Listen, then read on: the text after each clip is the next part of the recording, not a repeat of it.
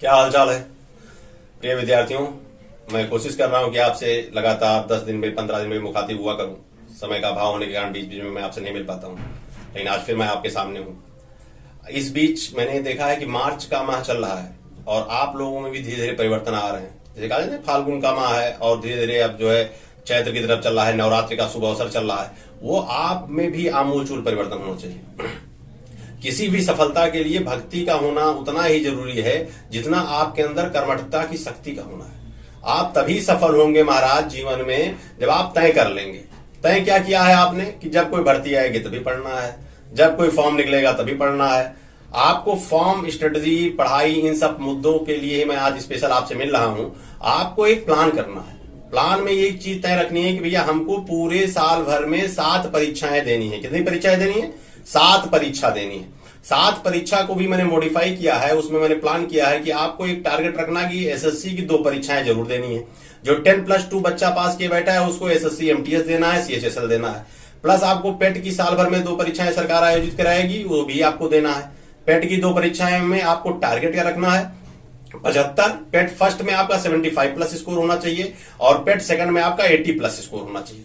तीसरी परीक्षा मैंने टारगेट की है कि आपको यूपीपी देना है। यूपीपी हर स्थिति में यह रखना है कि भैया इतनी कट ऑफ रहे कि दौड़ने पहले से ही लगे। फिजिकल की तैयारी का जो कौटिल्या बलरामपुर ने प्लेटफॉर्म तैयार किया है कि हम फिजिकल की भी तैयारी कराएंगे, तो हम 15 दिन की क्लास के बाद ही फिजिकल स्टार्ट करा देंगे उन बच्चों का, क्योंकि हमको ये विश्वास है कि वो बच्चा ऐसे रिटर्न पास करेगा ही करेगा। इसलिए हमको उसको 15 दिन में बिल्कुल मेंटेन कर देना है कि 15 दिन बाद वो फिजिकल की तैयारी करे और फिजिकल के लिए उसको इंतजार ना करना पड़े।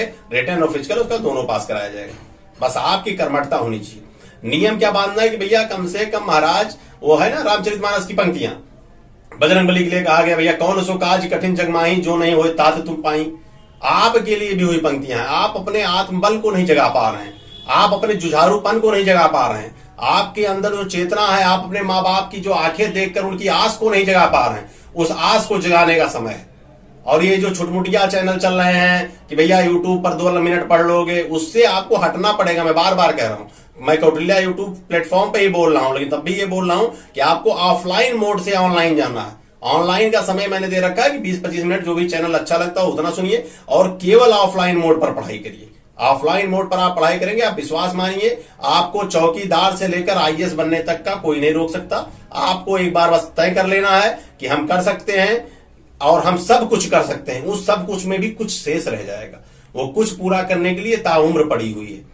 पूरी जिंदगी आपको कुछ ना कुछ सीखना ही है और अंतिम सांस तक मनुष्य की खास बात होती है, वो कुछ ना कुछ सीखता ही रहता है। और मेरा बार बार आप विद्यार्थियों को, समस्त विद्यार्थी जो कंपटीशन क्षेत्र से नहीं जुड़े हैं, उनसे बार बार आग्रह है कि आप कंपटीशन से जुड़िए।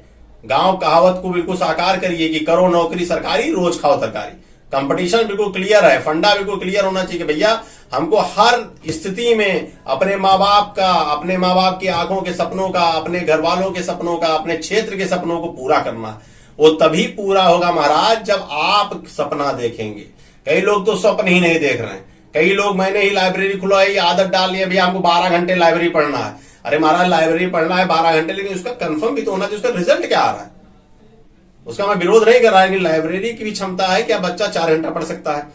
उसी नियम के तहत हमने स्लॉट तय कर दिया कि भाई 4-4 घंटे स्लॉट रहेगा, क्योंकि उससे अधिक बच्चा बैठ रहा है लाइब्रेरी में तो केवल वो तफरी कर रहा है, वो पढ़ नहीं रहा है।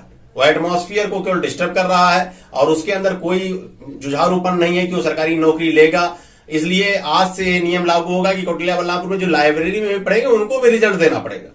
संस्थान से तो है ही है कि क्लास तक जो आप आ रहे हैं, लाइब्रेरी में भी जो हमारा बच्चा पढ़ेगा उसको भी रिजल्ट देना है। ये तो 6 महीने हमारी लाइब्रेरी में बैठा और वो रिजल्ट नहीं दे पाया, कोई भी रिटन एग्जाम नहीं पास कर पाया, तो उसको बाहर किया जाएगा। ये अनाउंसमेंट आप बिल्कुल स्पष्ट सुन लीजिए, उसमें कतई आपको कोई सिफारिश नहीं काम करेगी। इसलिए आप बिल्कुल मेंटली प्रिपेयर रहिए कि कौटिल्या बलरामपुर धंधा नहीं है। कौटिल्या बलरामपुर ऐसा संस्थान है जिसमें गरीब, निम्न, मध्यम, उच्च वर्ग सभी विद्यार्थी पढ़े और सबके सपने साकार हों। जो निःशुल्क भी विद्यार्थी हो, जिनको एक पैसा भी ना हो, कौटिल्या बलरामपुर उनके लिए प्लेटफॉर्म है। वो भी आकर निःशुल्क पढ़ सकते हैं, अपना सपना साकार कर सकते हैं और अपने क्षेत्र में अपना नाम कर सकते हैं और अपने परिवार का नाम कर सकते हैं। इसलिए केवल एक उद्देश्य रखना है कि खूब पढ़ना है, रेगुलर पढ़ना है और उद्देश्य रखना है कि सरकारी नौकरी जब तक नहीं मिले तब तक पढ़ना है। बहुत बहुत धन्यवाद।